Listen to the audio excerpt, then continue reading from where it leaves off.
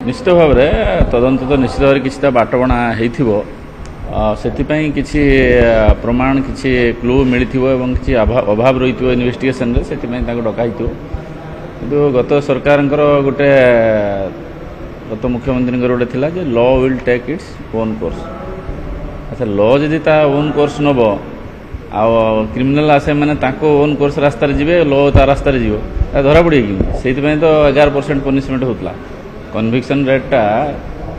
11% था ये लॉ तार कोर्स रे जाऊला क्रिमिनाल ता कोर्स रे जाऊला जेहेतु यहाँ क्राइम ब्रांच तदंत करुच्ची पाखे किसी तथ्यर आवश्यकता अच्छी जेहेतु से मीडिया सब जगह विभिन्न जगह से कहते आम डाउट हो तेणु पाखे कौन डाटा अच्छी कौन अच्छी नापी ट्रुथ तो निश्चित भाव में आसो सत्य जहाँ अच्छी तार बाहर किसी असुविधा ना किंतु गोटे स्वच्छ आ निरपेक्ष सरकार जो आसी किसी तो तदंत कर कथा बाहर से निश्चित किसी कथा लुचि जाकर फायरिंग पाखर आरंभ कर डेड बॉडी पाखर आरंभ कर ये पर्यंत सब किसी ना कि तथ्य लुचि लुकायित तथ्य किसी बाहर जमी आप देखिए पाइखाना भितर गोटे कागज बाहर गोटे कथा था गोटे पेपर को जब आप साइंटिफिकाली गोटे पानी में बुड़े केते समय से डिजल्व न होगी बहुत कथा अच्छी इन्वेस्टिगेशन किसी दिग रही जदि उपयुक्त भाव में तदंत न आम सरकार लोकों पाखे उत्तरदायी रही जी पूर्वर जी किसी भूल कर आम से ना गड़ेदेवा ठीक कथा हेनी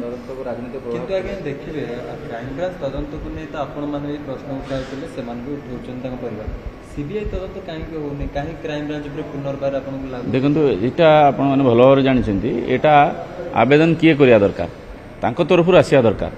जेहेतु यहाँ सरकार ऑलरेडी क्राइम ब्रांच तदंत कोर्ट को पठे सारी से दाबी उपस्थापन करिया कथा जे एटा सीबीआई तदंत करू बोली से तो करूना स्वमट बरंग एणे सेणे कहते आम आमर क्राइम ब्रांच बर्तमान इन्वेस्टिगेशन करने पाखर किसी तथ्य नापी डाकी किसी असुविधा ना जब किसी बाहर मेटेरियल बाहर पुणी एक्सटेंशन हम इन्वेस्टिगेशन निश्चित भाव में थी ना आपण मैंने भल भाव जानते ये किसी ना आप सब कथा बाहर कर किट्रे एत कथा बाहर कले यहाँ कौन आगुरी नाला कि फिर आप मैंने आपण बाहर कले आप गोटे निरपेक्षता अनुभव कले आप जो फ्लोर रे जो जगह आसिक आप आज निर्भय विचरण कर डाटा नौ आप से जगह को आसवा सुजोग थिला कि तो निश्चित भाव में यहाँ हूँ प्रशासन शासन जमी लेजिस्लेटिव एक्जिक्यूटिव दी जनकर ये गोटे जगह जो लेजिस्लेटिव अच्छा एक्जिक्यूटिव अच्छा से जगार ही मीडिया रही से तृतीय स्तंभ से सब संग्रह कर नहीं नीरव रोता जदि एत कथा आम तो देखले विधानसभा तो आप आर्गुमेंट देखिं इन्वेस्टिगेशन देखुं सब कथा देखुं नीरव कहीं रहे हो चलती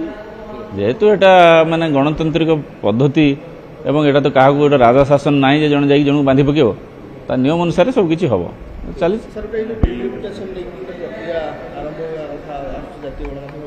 आपण माध्यम आसने आपण तार बेसी तथ्य रखिथे डिलिमिटेशन हबार तो तार समय अच्छी तेणु जपर्यंत ये जनगणना न होता तो हो पारे तेणु जहाँ आपण मीडिया आम शुणुचे आम पाखे सेमती किसी कंक्रीट तथ्य ना किंतु हबार समय टाइम अनुसार ये मागुची जे हबार संभावना अच्छी निश्चित भाव में यहाँ बर्तमान आप देखिए आम जाइलु केरला आसेम्बली आप देखिले जे तांकर लोक संख्या स्टाग्नेट अच्छी बढ़ुना बहुत बेसी बढ़ुना गत 10 वर्ष भितर मात्र 20-30 लाख लोक बढ़ी आम ओडिशार देखिए आप 60-70 लाख लोक बढ़िगले गत वर्ष भितर भारत वर्ष केते लोक बढ़िगले ये लोक संख्या को आकलन नकले ए प्रशासनिक भित्तिरे प्रशासनिक व्यवस्था को किमती इंट्रोड्यूस करके लोक शासन व्यवस्था किमती दिज्व फाइनेंशियल अकाउंटिंग किमती हम बहुत कथा डिपेंड कर लोक संख्या उपर तेणु तो गणनार आवश्यकता अच्छी सरकार भी करेंगे विधि व्यवस्था अनुसार करेंगे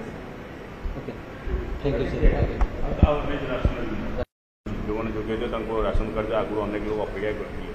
ये स्वच्छ पुणी हम अयोग्य मिलनी योग्य मिल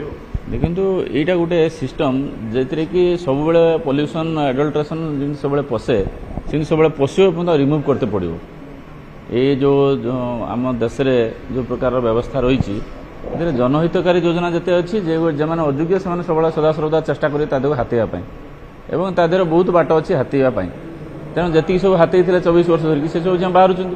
फेर भी भितर भी किए किए पशि पारती पुणी भी सफा करने पड़ो ये गोटे it will be regular practice ଆପଣ ସ୍ୱଚ୍ଛ ରଖିବା ହେଲେ ଆପଣଙ୍କୁ ସବୁବେଳେ କ୍ଲିନ୍ କରତେ ପଡ଼ିବ। ଆପଣ ଘରଟାକୁ ଯେତେବେଳେ ଆପଣ ସଫା ସୁତରା କରୁଛନ୍ତି ଫେର 7-8 ଦିନ ପରେ ତ ଫେର ଆଉଥରେ ସଫା କରୁଛନ୍ତି। ସେମିତି ଏ ବ୍ୟବସ୍ଥାଟା ଯେତେବେଳେ ରହିଛି ତାକୁ ବାରମ୍ବାର ସଫା କରିବାଟା କ୍ଲିନିଂ କରିବାଟା ଆବଶ୍ୟକତା ଅଛି। ଯିଏ କ୍ଲିନିଂ ନ କରିବ ବହୁତ ଦିନ ଧରିକି ସେ ପୁରା କରପ୍ଟ ହେଇଯିବ, ସରକାର ହେଇଯିବ। ତେଣୁ ଯେତିକି ଜନକଲ୍ୟାଣକାରୀ ବ୍ୟବସ୍ଥା ଅଛି ତା ଉପରେ ସ୍ୱଚ୍ଛତାକୁ ରଖିବା ପାଇଁ ହେଲେ ତାକୁ ବାରମ୍ବାର ସଫା କରିବା ପାଇଁ ପଡ଼ିବ। ବିରୋଧୀଙ୍କ ଅଭିଯୋଗ ଦଳୀୟ ଭିତରେ ରାସନ କାର୍ଡ ଶୁଣନ୍ତୁ, ବିରୋଧୀ ତ ତାଙ୍କର ଅଭିଯୋଗ ସବୁବେଳେ କରନ୍ତି, ସବୁବେଳେ କରିବେ। ସେ ନିଜେ ବି କହୁଛନ୍ତି ଯେ ବିରୋଧୀ ଦଳର କାମ ହେଲା ସରକାରଙ୍କର ଭଲ କାମକୁ ବି ଆମେ ବିରୋଧ କରିବା। ଆପଣ ଦେଖିବେ ତାଙ୍କର ଚିଫ୍ ହୁଇପ୍ କହିଛନ୍ତି ଯେ ସରକାରଙ୍କର ଭଲ କାମକୁ ବି ଆମେ ବିରୋଧ କରିବା। ତାର ବିରୋଧ କରିବା ସେଥିରେ କ'ଣ ଅଛି, କିନ୍ତୁ ତା ମାନେ ସେମାନେ ବିରୋଧ କରିବେ ବୋଲି ଆମେ କିଛି କାମ କରିବାନି କି? ତେଣୁ ଦଳୀୟ ଭିତରେ ହେଉଛି କି ଜନସାଧାରଣଙ୍କ ହିତରେ ହେଉଛି, ଆଉ ସେଇଟା ତାର ପୁଣି ପର ନିର୍ବାଚନ ଜଣାପଡ଼ିଯିବ। ସେମାନେ ଦଳୀୟ ଭିତରେ କରୁଥିଲେ ବୋଲି ତାଙ୍କର ଅବସ୍ଥା ଏହା ହେଲା। ଆମେ ତାକୁ ଦେଖିକି ଆମେ ଯଦି ଦଳୀୟ ଭିତରେ କରିବା ଆମ ଅବସ୍ଥା ସେୟା ହେବ। ଆଜ୍ଞା, ଆଉ ଗୋଟିଏ ନଡ୍ଡା କାଲି ଆସିଥିଲେ, ଆପଣ ମଧ୍ୟ ଦଳୀୟ ବୈଠକ ନେଇଛନ୍ତି। ଆଶା କି ଖୁବ୍ ଶୀଘ୍ର ସଭାପତି ମନ୍ତ୍ରୀ ପରିଷଦ ସଂଗଠନ, କାହିଁକିନା ଆପଣମାନଙ୍କ ଭିତରେ ବି ମଧ୍ୟ ମନ୍ତ୍ରୀ କିଏ ବି ହେଇପାରେ। ଦେଖନ୍ତୁ, ସରକାର ଗୋଟେ ଆଉ ସଂଗଠନ ଗୋଟେ ଦୁଇଟା ଭିତରେ ସମନ୍ୱୟ ସୃଷ୍ଟି କରି ରଖିବାଟା ଗୋଟେ ଆମର ଆବଶ୍ୟକତା ଅଛି। ଆମର ଯେହେତୁ ଗୋଟେ କ୍ୟାଡର ଭିତ୍ତିକ ପାର୍ଟି,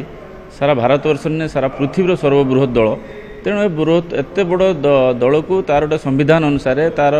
ଗଣତାନ୍ତ୍ରିକ ପ୍ରକ୍ରିୟାରେ ତାକୁ ମେଣ୍ଟେନ୍ କରିବା ଭାରି କଷ୍ଟ କଥା।